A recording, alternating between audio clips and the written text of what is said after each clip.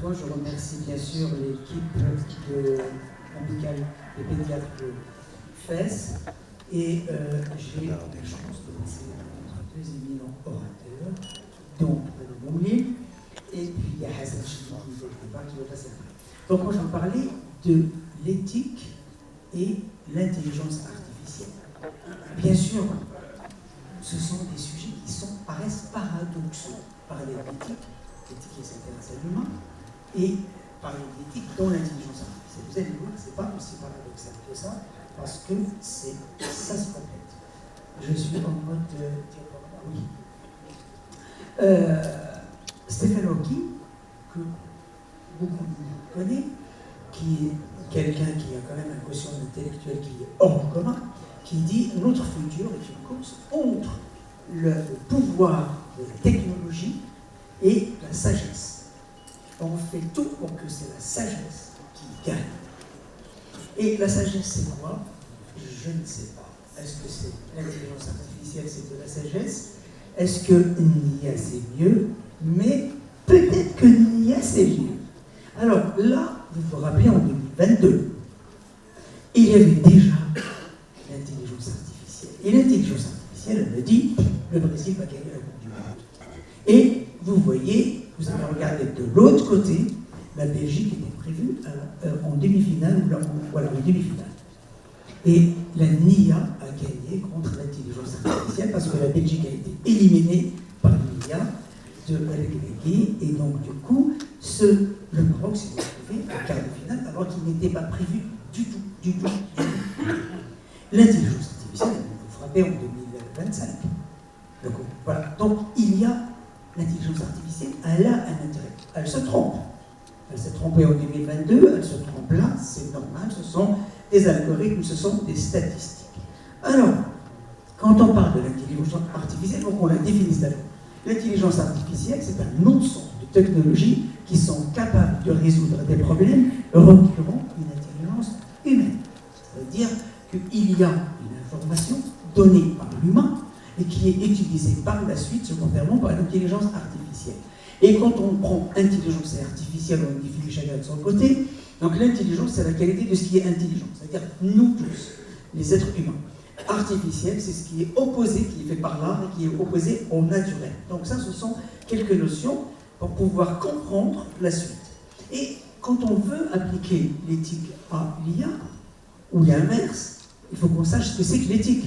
L'éthique, par définition, l'Académie française l'a définit comme une réflexion relative aux conduites humaines, c'est-à-dire notre conduite à nous, et qui va intervenir à ce moment-là un certain nombre de valeurs et qui vont établir une doctrine, une science de la morale. Donc l'éthique, c'est un questionnement dynamique, c'est un questionnement continu. Qu'est-ce que je fais? Qu'est-ce que je suis? Et pourquoi je fais ça? C'est ça l'éthique. Ce n'est pas... Alors, par rapport à la morale, c'est un ensemble d'obligations et un ensemble d'interdits. Il ne faut pas voler, c'est moral. Il ne faut pas faire ça, c'est moral. Il faut faire khayr, c'est moral. Mais l'éthique, elle ne vous dit pas parce que c'est khayr. Ah ben, l'éthique, elle dit il faut éviter de faire le mal. Parce que c'est cher. Et c'est tout.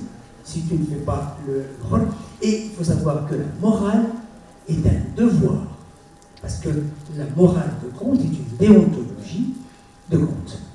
Donc éthiquement, l'éthique, elle provient du mot grec ethos ou du mot latin mores, qui signifie à peu près la même chose.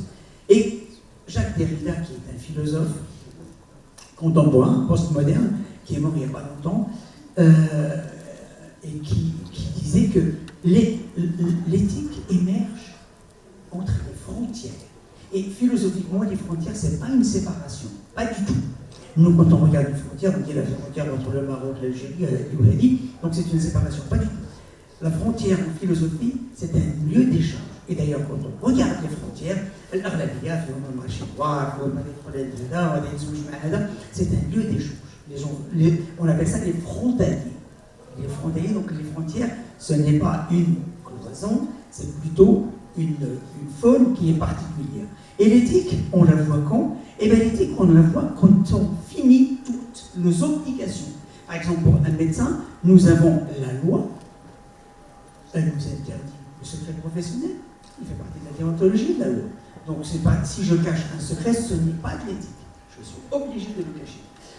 Quand on a exactement la même chose, donc il y a la déontologie, il y a la loi, il y a tout ce qui est notre morale qui vient de notre, ce que nous sommes, la religion. Nous sommes des musulmans, donc la religion, et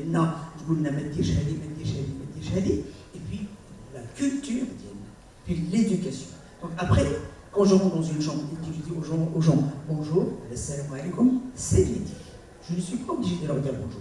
Ah ben, mais je suis obligé de soigner leur enfant, convenablement. Ça, c'est une obligation parce que le code de déontologie, il me l'impose. Et la loi me l'impose si je n'assiste pas, n'apporte pas assistance à quelqu'un qui est en danger. Et cette éthique, elle est fondée sur un certain nombre de principes. Et là, on distingue deux manières de regarder l'éthique. D'un côté, de ce côté-là, c'est l'éthique dans les pays anglo-saxons. De l'autre côté, c'est l'éthique latine. La différence, c'est quoi? Vous allez voir, ce sont les mêmes principes, les 4 principes. La bienfaisance, la non-malfaisance, l'autonomie et la justice. Sauf que je commence par l'éthique latine. L'éthique latine, un homme, la justice, alors la justice, ce n'est pas au sens justice dienne la législation. Pas du tout. La justice, c'est une répartition juste des ressources. Il faut soigner les gens de manière juste en répartissant les ressources. Voilà, donc de façon à pouvoir que tout le monde puisse profiter des ressources. Et aux Romains, ils installent la justice comme un socle commun, un principe immuable. Et après, il y a le principe de non-malfaisance, de bienfaisance et d'autonomie. Les anglo-saxons, particulièrement les américains, ils mettent Romains, donc ils sont tous la même chose, y compris le principe de justice. Ce qui fait que, dans la plupart des pays latins, les soins intègres, ils sont pris en charge, par exemple, par la société. Chez les Américains, non. Vous avez votre assurance, vous allez vous faire soigner, vous avez votre assurance, vous n'allez pas vous faire soigner. Là, c'est ce que je viens de vous dire. La bienfaisance, c'est quoi? C'est promouvoir le bien-être du patient. La non-malfaisance, c'est éviter de nuire au patient, c'est-à-dire mettre en avant la sécurité du patient, surtout. Et la justice, je vous ai dit, c'est une répartition juste des ressources.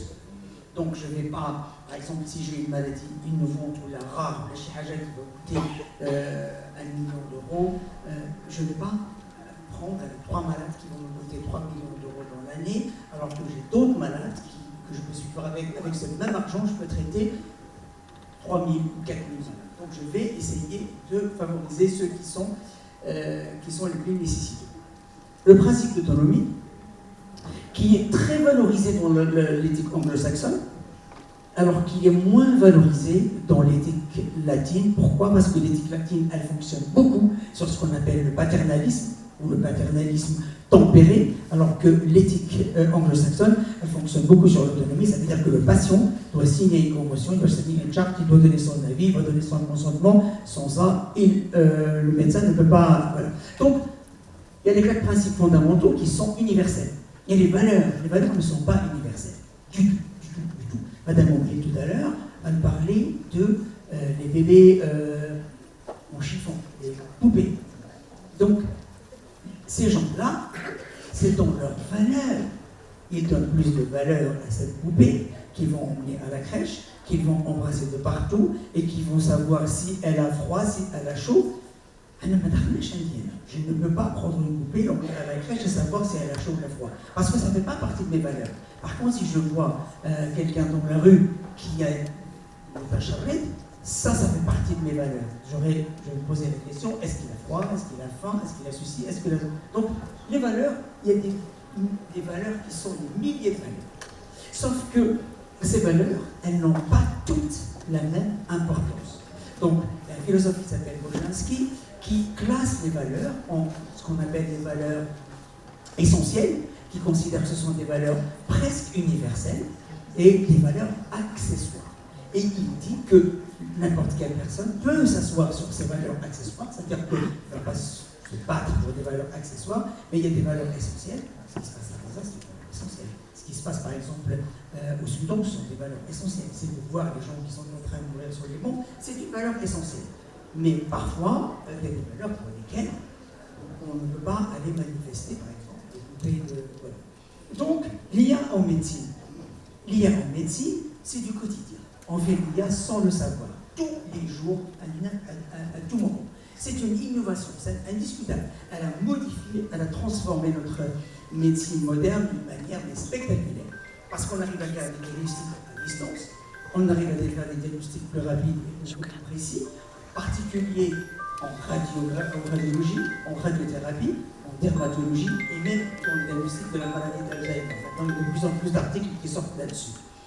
Et l'IA peut nous aider à recommander, à établir un pronostic, à recommander un diagnostic, et surtout, l'IA, avec tous ces progrès qui sont considérables, elle ne s'implémente pas facilement.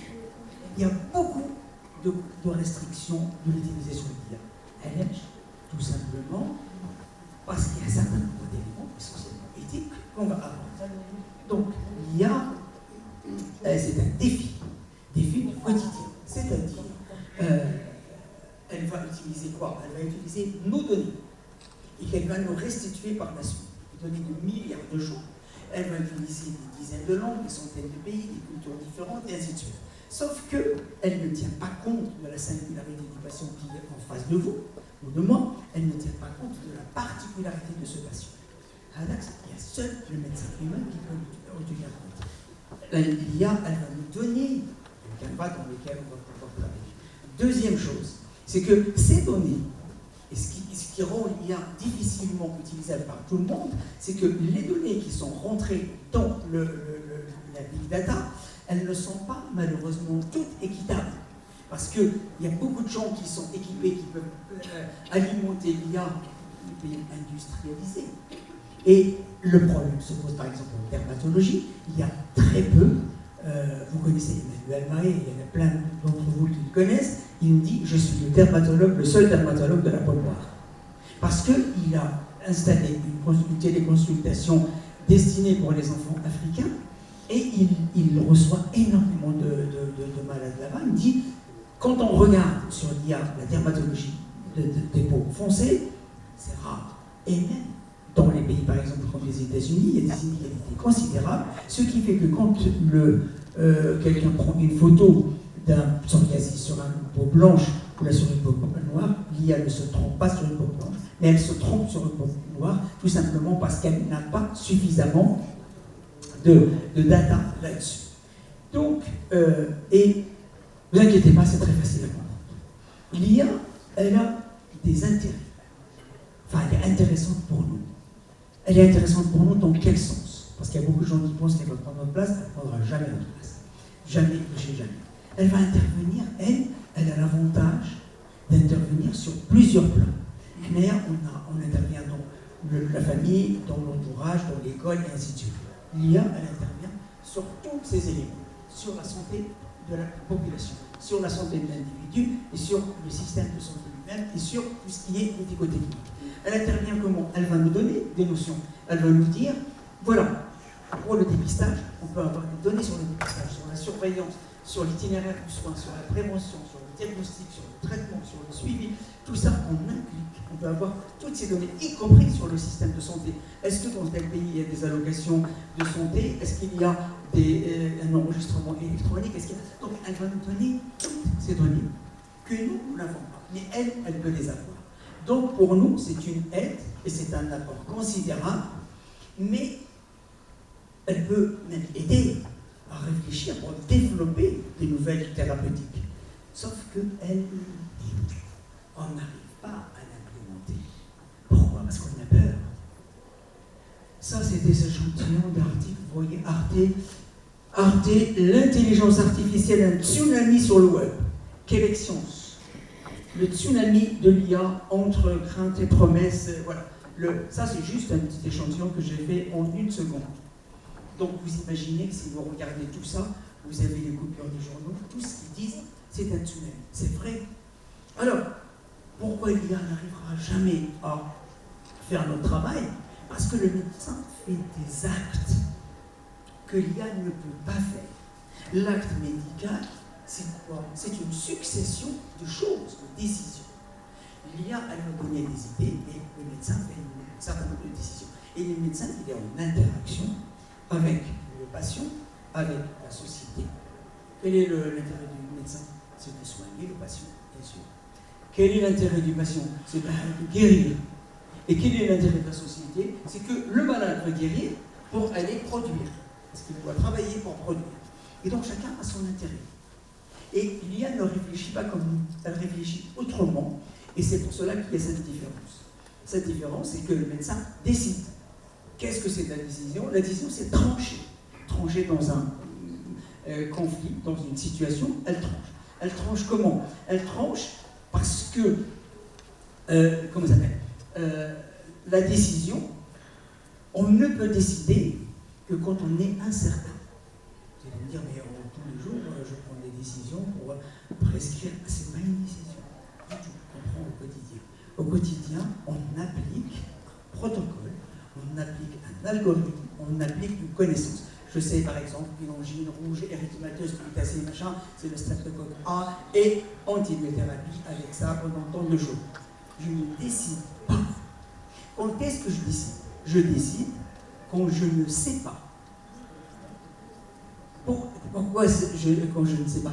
Parce que pour décider, qu'est-ce que c'est que la décision? La décision, c'est un processus intellectuel qui va arrêter un autre processus intellectuel qui est la délibération.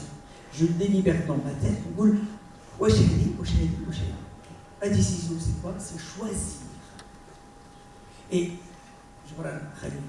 dit, choisir, c'est renoncer. Donc je vais choisir, je vais renoncer à ça, ça, ça, et je choisis ça comme diagnostic. Là, je décide. Mais quand je sais, l'IA, elle est certaine. Ou bien elle va nous donner un certain nombre de diagnostics différentiels, mais elle dit, devant ça, ça, ça, ça, elle va donner un élément de certitude. Donc elle ne décide pas. Le médecin décide parce qu'il va éliminer un certain nombre de choses et il va choisir. L'IA a des certitudes. Hassan Chemir et Jofia, tout ça. Donc l'IA, elle utilise une science qui est certaine. Alors que le médecin, dans 99% des cas, il travaille dans le doute et l'incertitude. Ce qui rend la médecine comme plutôt un art associé à une science. Donc l'IA aide à la décision. C'est vrai qu'elle peut aider à la décision. D'ailleurs, même le patient, il va aller directement sur l'outil de l'IA, il va te dire, j'ai le nez qui coule, j'ai 38, j'ai ceci, et elle va lui dire ça, ça, ça, ça, ça. C'est là où ça devient dangereux. Pourquoi ça devient dangereux? Parce que ce syndrome que lui va donner à l'IA, les signes qu'il va donner à l'IA, ne sont pas objectifs. Ce sont des signes subjectifs. Parce qu'il ne peut pas interpréter certains signes. Donc, il va créer une relation entre le patient et l'IA, et cette relation, elle n'a rien à voir avec une relation de soins. C'est une relation commerciale, c'est une relation tout ce qu'on veut, mais ce n'est pas une relation de soins.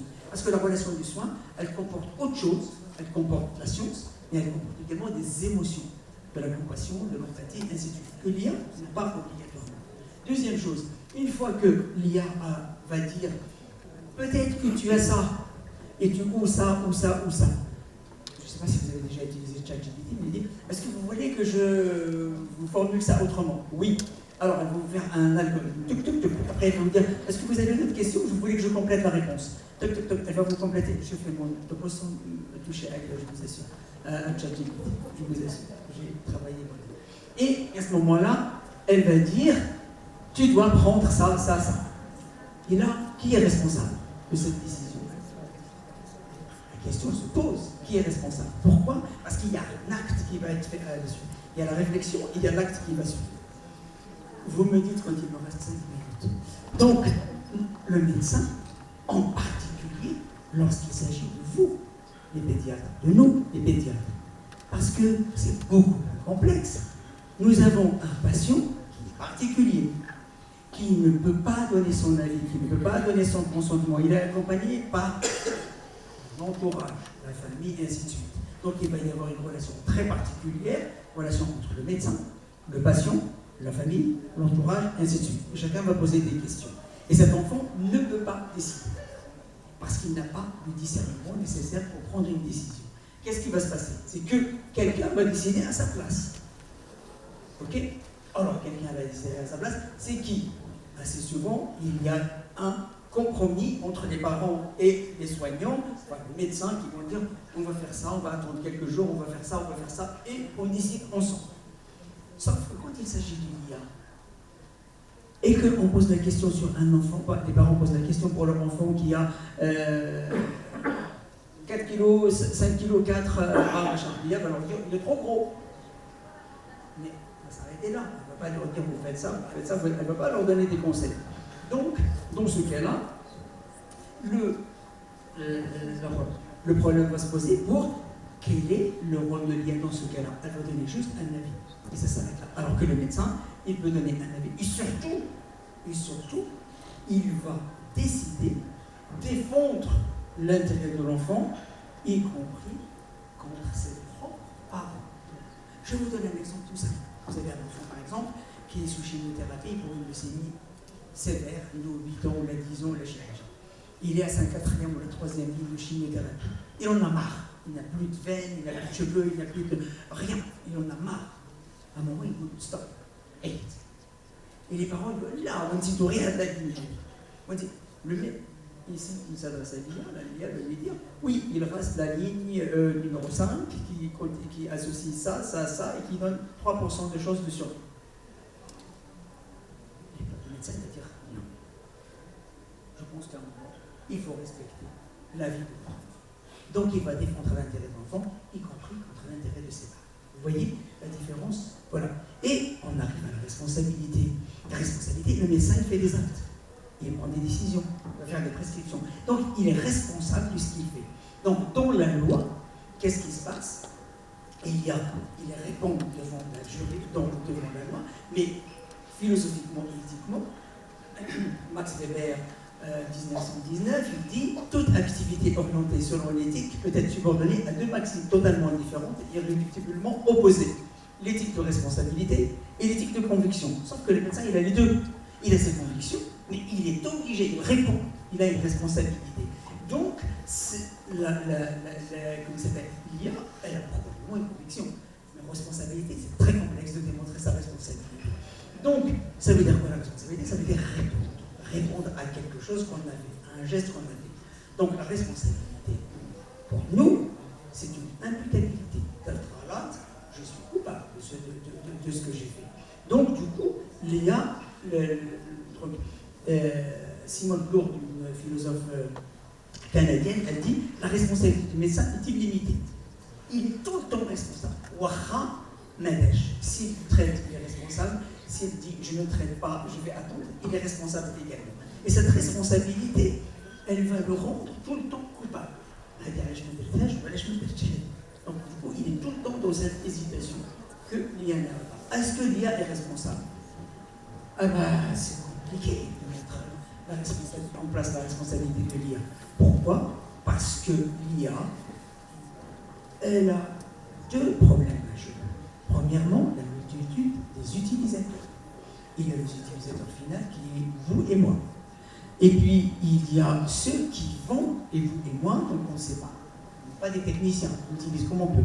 Et il y a ceux qui vont intervenir dans le fonctionnement de l'IA, c'est-à-dire celui qui va à la fois faire la conception, le programmage, et ainsi de suite, mais il y a surtout l'effet boîte noire.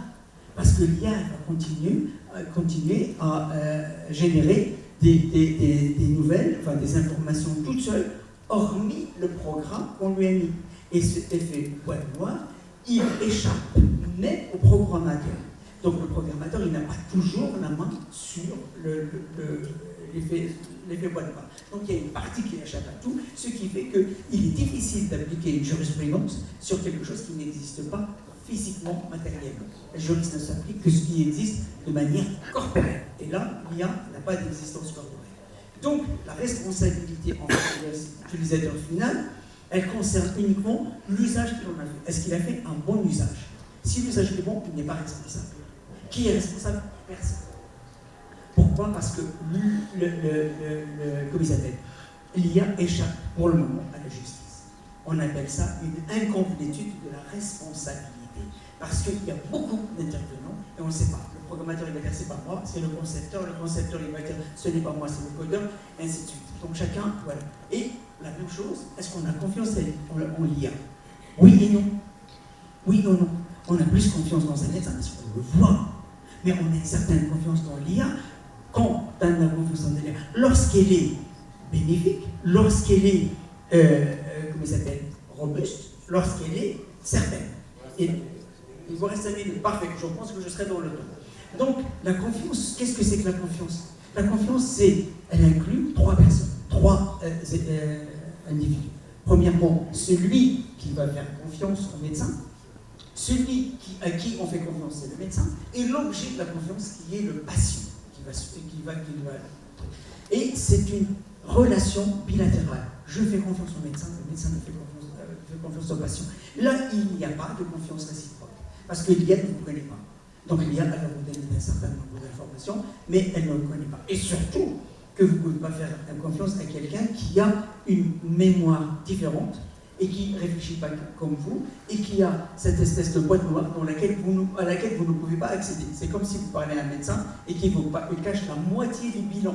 Et quand la moitié du bilan est cachée, et il vous dit faites confiance. Là, vous allez vous méfier. Vous allez vous méfier parce que qu'est-ce qui détermine la confiance? C'est le relationnel, personne à personne. Puis, là, on est dans le relationnel personne-machine. Et cette relation personne-machine, vous allez faire confiance, la machine est costaud, parce qu'elle ne fait pas beaucoup d'erreurs, mais elle n'est pas très transparente. Là, vous allez commencer à avoir une certaine méfiance. L'information, l'IA, elle est très importante pour l'information, pour la génération actuelle.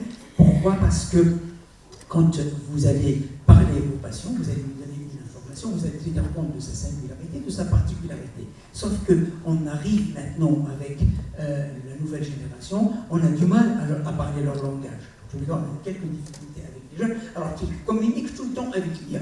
Et l'IA, à ce moment-là, elle communique plus facilement avec eux parce qu'elle utilise ce qu'on appelle les grands modèles de langage, c'est-à-dire qu'elle va encourager l'enfant quand il a refusé des soins pour lui dire « Ah, tu as tort », elle va utiliser 3 moyens. Premier moyen, persuasion, elle va lui expliquer à travers des arguments, elle va lui dire « Ça va, t'as compris, donc t'es d'accord ?» Il dit non, elle va lui dire la coercition, si tu n'es pas d'accord, menace. Troisième étape, c'est la manipulation de l'acteur. Elle va donner une forme à laquelle elle va manipuler en fonction de ce qu'elle veut faire elle, pour que l'information, qu'il accepte. Alors, bien sûr, le médecin ne va pas dire au malade ce qu'il ne veut pas entendre. Il va lui dire la vérité, mais qu'est-ce que c'est que la vérité? La vérité, c'est celle que le malade est capable d'entendre. Elle ne va pas faire ça. Elle va donner en vrac, elle va considérer qu'elle doit donner une vérité, et peu importe. Donc elle ne tient pas compte de la liberté du malade, et elle va dire je vais faire ça, je vais faire ceci, et elle risque de tromper le malade. Et les facteurs d'acceptation, j'en ai parlé tout à l'heure, et surtout, nous avons, un sentiment d'être remplacés, mais ça ne sera pas le cas. Du tout. Pour conclure, et rester dans les temps, donc l'éthique, comme je vous ai dit tout à l'heure, ce n'est pas de faire du bien, c'est éviter de faire du mal, d'une part, et deuxièmement, il y a une interaction entre l'éthique et l'intelligence artificielle. Cette interaction existe. Et il faut juste trouver un équilibre entre risque de perdre son aspect humain face à l'IA. C'est-à-dire que le médecin va s'engouffrer dans l'IA et à chaque fois quand il a un patient, il va sortir son chat GPT pour dire il va regarder et là, il va faire quoi? Il va être dépossédé de son savoir médical au profit de l'IA. Deuxièmement, il ne faut pas non plus qu'ils disent l'IA c'est nuisible, je ne vais jamais l'utiliser. Il faut l'utiliser, savoir comment l'utiliser et surtout faire cette confiance relative et non pas aveugle d'une part, et d'autre part, il faut faire très très attention à la responsabilité. C'est toujours la responsabilité du médecin qui est engagé, y compris lorsqu'il y a de la chirurgie, si vous voulez, à distance, ou de la chirurgie par robotique, et ainsi de suite. Je pense que Hassan connaît mieux le sujet que moi. L'IA n'est pas responsable. C'est celui l'acteur, celui qui est responsable, l'utilisateur. Et je vous remercie. Merci beaucoup, M. Mustafa, pour cette belle présentation riche de renseignements. Merci d'avoir respecté le temps et merci de nous avoir rassuré que l'IA ne va pas remplacer le médecin. Donc, le médecin, pour le moment,